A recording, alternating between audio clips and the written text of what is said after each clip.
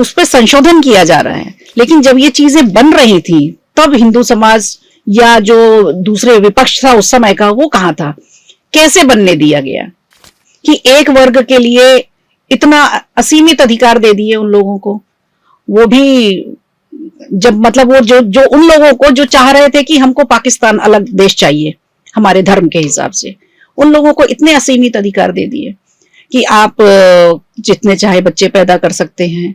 जनसंख्या बिल नियंत्रण बोर्ड अभी पेंडिंग चल रहा है, उस पर भी अभी आगे कुछ देखा जाएगा क्या होता है। लेकिन ये सवाल तो ये उठता है ना कि ये कोई अभी नई बात नहीं है।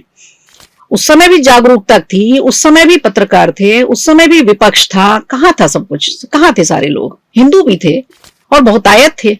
मुस्लिम आज बोलते हैं हम 25 से 30 करोड़, कुछ 40 करोड़ की बात करते हैं, उस समय तो नहीं थे।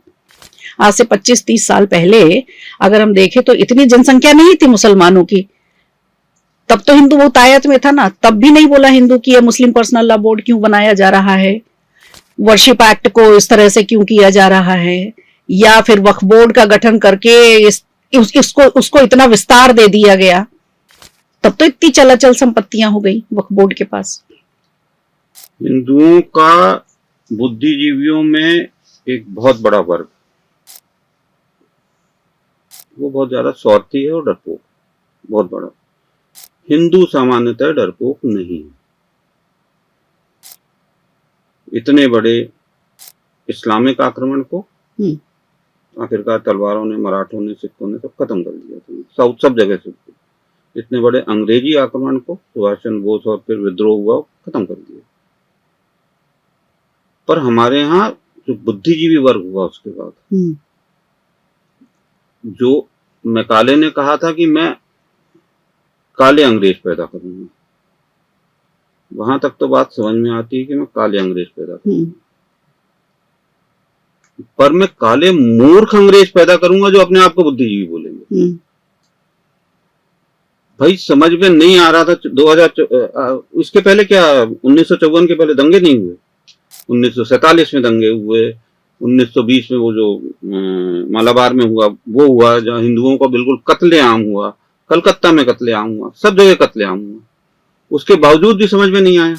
ना लेख लिखे गए थे, लेख ऐसा नहीं है कि सबने नहीं लिखे, कुछ लेखकों ने लेख लिखे, प्रिंट मीडिया ही था उस समय, कुछ अपने ब्लॉग और मैगजीन में लिखते थे, प्रकाशित नहीं होने दिया जाता था उनको, प्रकाशित होने दिया तो प्रतियां जला दी जाती थी, ये सब चीजें भी तो होती थी। अगर मैं बोलूं कि इस इतिहास में, आधुनिक इतिहास में, पुराने इतिहास में जाने दें, आधुनिक इतिहास में अगर सबसे कोई भारत को भारत नहीं चला रहा था, अमेरिकन प्रेसिडेंट है, उनकी पुस्तक है कि जब ये सब चीजें हो रही थी, यूएन में मेंबरशिप और सब चीजें हो रही थी उस समय, भारत आजाद हुआ, 45 विश्व युद्ध खत्म हुआ, दूसरा आगे सब हो रही थी, तब नेहरू अमेरिका की यात्रा पे जाते हैं और नेहरू उन राष्ट्रपति महोदय से बात करने से ज्यादा उनका ध्यान उनकी पत्नी पे रहता है। ये लिखित है। तो नेहरू इस योग्य नहीं थे कि वो बने, जो अयोग्य व्यक्ति बन गया तो उनको चाहता भी कोई नहीं था।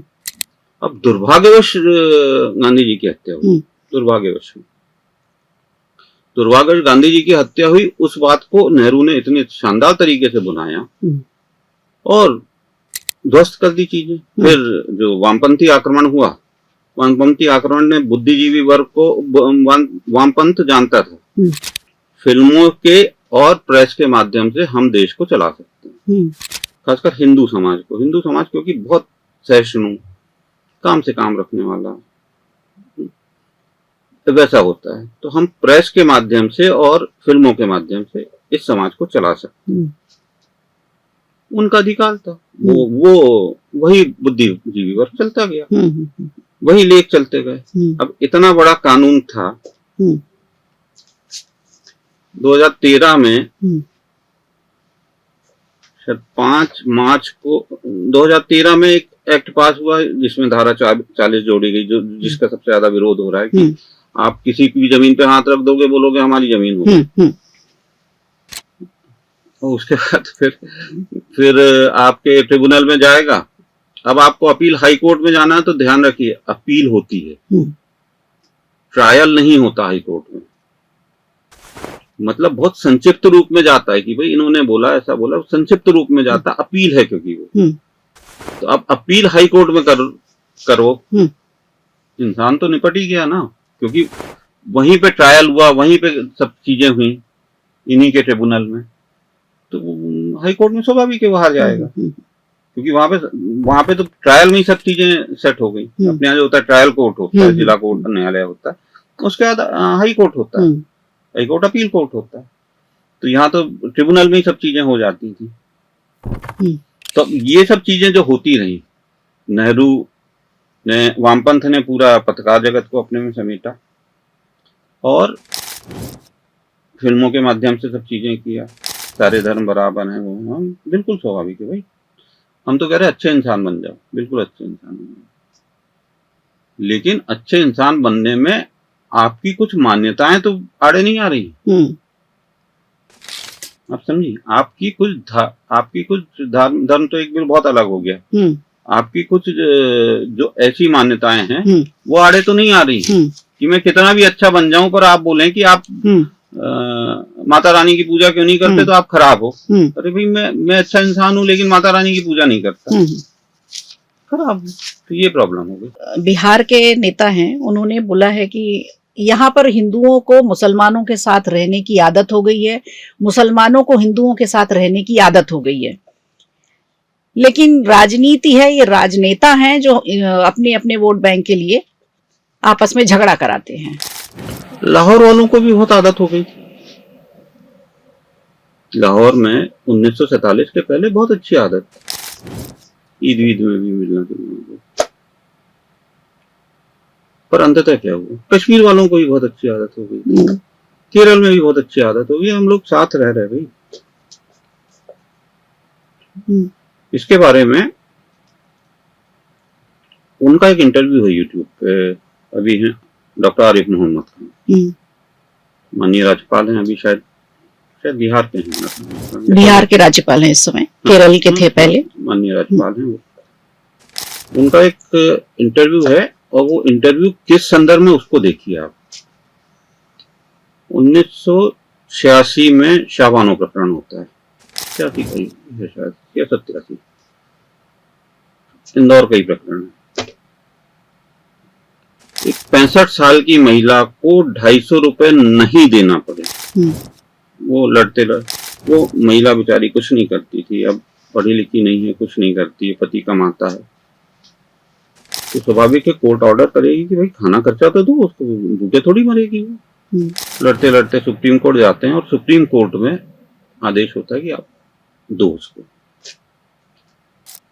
उस समय राजीव गांधी, अब उनमें जो भी बोले, वो राजीव गांधी पलट देते हैं, आप सोचिए।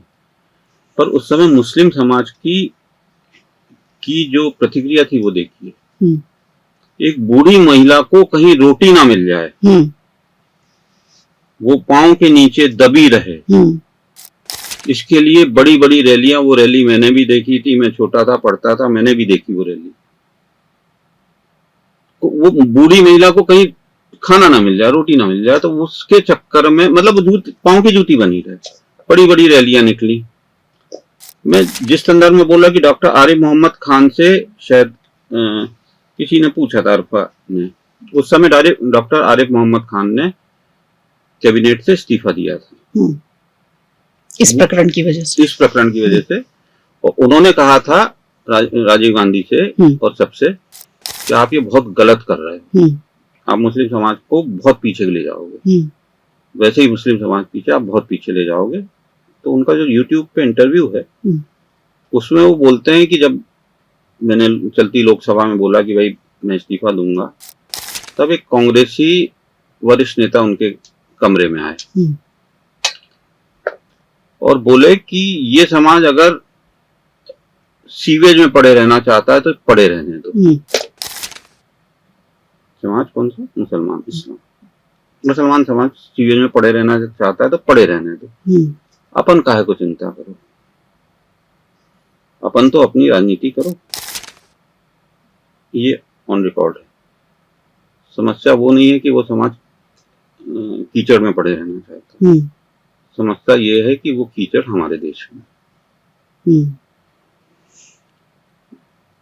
तो इस कारण से सब चीजें गड़बड़ा रही। और अब भाई वक्फ बोर्ड आपने संसद और राहुल सोनिया गांधी का नाम लिया आपने, क्या कोई भी कानून अपनी जो संविधान है उसके ऊपर हो सकता है? नहीं हो सकता। हम संविधान में एक कोर्ट की व्यवस्था है, कोर्ट के ऊपर हाई कोर्ट है, सारी व्यवस्था है। इनका कानून ऐसा है कि जिस जमीन पर चाहेंगे हाथ रख देंगे। आपकी न्यायालय का कोई अर्थ नहीं है, जिला न्यायालय का कोई अर्थ नहीं है। जो जमीन संभालता है, वैसे जमीन जो कलेक्टर, जिला कलेक्टर होता है वो संभालता है सारा, उसका कोई अर्थ नहीं है। वो हमारी जो मर्जी वो हम करें। तो ऐसे चल रहा था। जाते जाते तुष्टीकरण की इंतहा कांग्रेस ने इतनी कर दी कि 2014 में 5 मार्च को इलेक्शन डिक्लेयर हुए थे। और इलेक्शन डिक्लेयर होने वाले रहते हैं तो पता चल ही जाता है भाई 1-2 दिन में होने वाले थे। तो शायद 3 मार्च या 2 मार्च को दिल्ली की 123 मुख्य संपत्तियां, मुख्य जमीनें उन्होंने वक्फ बोर्ड को दे दी। आज जहाँ संसद भवन बना है उसके सहित कल्पना कीजिए तुष्टीकरण की पराकाष्ठा। संसद भवन की जमीन का जिक्र आया तब तो ये लोगों तक इतना ज्यादा पहुंचा और लोगों ने इस पर सोचना शुरू करे कि ये क्या बात होती है। फिर एक वो 1500 गांव वाला जो मामला था, घरों वाला मामला था, वो पूरा गांव इन्होंने, तो ये 2-4 केस ऐसे आए सामने, तब लोगों का ध्यान गया इस पर कि अरे ये क्या हो रहा है। आपको एक बहुत बड़ी महाकुंभ की जमीन के लिए भी बोला गया कि उत्तर प्रदेश के एक मौलाना थे कि उन्होंने भी बोला कि ये महाकुंभ जो है वक्फ की जमीन पर सेलिब्रेट किया जा रहा है, मनाया जा रहा है। तो अब इस तरह की जब चीजें आई तो लोगों का ध्यान गया कि कल को हमारे घर को भी अगर बोल दिया जाएगा तो हमारे पास, हम किसके पास जाएंगे? कोई न्याय व्यवस्था नहीं है इस पर। इस तरह का सेक्शन 40 में बनाया गया है कि आप कहीं अपील ही नहीं कर सकते हो इस चीज के लिए। तब लोग थोड़ा जागरूक हुए और शायद लोगों ने, अब जैसे अब हम भोपाल की ही बात करें, यहाँ पे बहुत बिल पास होने के पहले ही यहाँ पे जश्न मनना शुरू हो गया। लोगों ने मिठाइयां खिलाई। मुस्लिम समाज की बात कर रही, हिंदू की नहीं, मुस्लिम समाज के ही लोग थे जिन्होंने मिठाइयां बांटी और आपस में गले भी मिले और मोदी जी की जय जयकार भी की। तो ये एक अलग ही तस्वीर यहाँ देखने को मिली। तो इसका मतलब देखिए, अभी वो प्रतिशत बहुत कम है, लेकिन इस्लाम में, मुसलमानों में एक वर्ग खड़ा हो रहा है जिसको सच्चाई पता चल रही है। और उसको सच्चाई पता चल रही है तो उसको लग रहा है कि यार हम इतने सालों तक हमको मूर्ख बनाते थे। वो वर्ग बहुत छोटा है, लेकिन वो धीरे धीरे उस वर्ग को और सामने आना पड़ेगा। शुद्ध बात। और मेरा मुस्लिम बुद्धिजीवियों से, मुस्लिम समाज के पढ़े लिखे लोगों से कहना है कि आप डिसाइड कर लो, आप भारतीय हो या मुसलमान, या भारतीय मुसलमान। अगर भारतीय मुसलमान हो या मुसलमान हो और भारतीय हो, दोनों में अंतर हो गया। मुसलमान हो और भारतीय हो गए तो मतलब आपके लिए इस्लाम सबसे ऊपर हो गया। तो इस्लाम की सारी बुराइयां के साथ ही आप भारत को एक और पाकिस्तान बना दोगे। और भारतीय मुसलमान हो तो भारत हमेशा से एक प्रोग्रेसिव सोच, हिंदू समाज प्रोग्रेसिव सोच के साथ रहा है। हमारा समाज ने ही सारे परिवर्तन किए। तो आप डिसाइड कर लो। और हिंदुओं से भी मेरा बोलना है, हिंदुओं समाज के बुद्धिजीवी वर्ग से, वो खुलकर आकर सामने इन बातों को रखे। बाकी चीजें तो छोड़िए, अपने अगली पीढ़ी की तो चिंता कर लो। पाकिस्तान से साफ हो गए, बांग्लादेश से साफ हो गए, 22% से 7% पे आ गए, कश्मीर घाटी से साफ हो गए, केरल की कई जगह से साफ हो गए। कहां तक साफ होंगे?